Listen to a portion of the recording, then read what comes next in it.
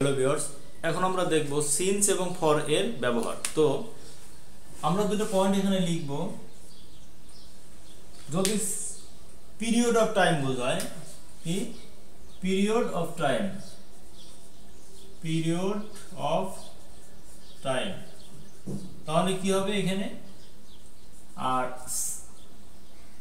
Point of time হলে কি হবে? Point of time. তাহলে এখানে যদি পিরিয়ড অফ টাইম হয় তাহলে কি হবে? ফর। আর যদি পয়েন্ট অফ টাইম হয় তাহলে কি হবে? সিন্স। পিরিয়ড অফ টাইম হলো কি একটা সময়ের একটা ব্যক্তি, সময়ের একটা ব্যক্তি, যে 2 বছর ধরিয়া, 3 বছর ধরিয়া, 10 বছর ধরিয়া, এরকম যদি একটা নির্দিষ্ট একটা সময়কে, একটা ব্যাপক একটা সময়ের পরিধি বোঝায় তাহলে কি হবে? Period of time. আর যদি পয়েন্ট অফ টাইম বোঝায়, যেমন সে সোমবার থেকে, মঙ্গলবার থেকে, বা গত বছর থেকে, এরকম হলে তাহলে কি হবে? আমাদের সিন্স হবে। তো যদি আমি এখানে একটা উদাহরণ লিখি, ইট হ্যাজ বিন রেইনিং, আচ্ছা আমি এখানে ব্র্যাকেট রাখলাম Monday,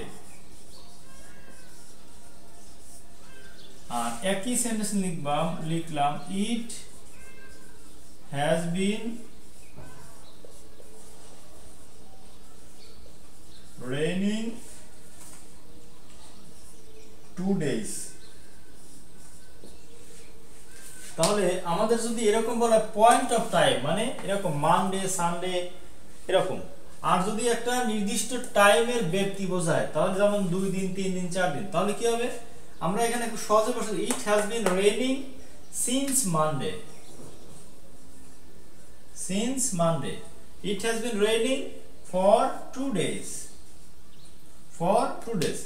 So it has been raining since Monday, it has been raining for 2 days। যেহেতু since Monday কেন দিব? কারণ এটা point of time, since Monday। আর 2 days কেন দেব? এটা আমাদের পিরিয়ড অফ টাইম, একটা নির্দিষ্ট একটা সময়, একটা সময়ের ব্যক্তি, সময়ের পরিধি বোঝানো হয়েছে, যার কারণে আমরা এখানে কি দেব?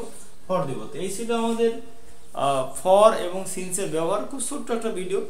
সো আশা করি বুঝতে পেরেছো। আল্লাহ হাফেজ, আসসালামু আলাইকুম।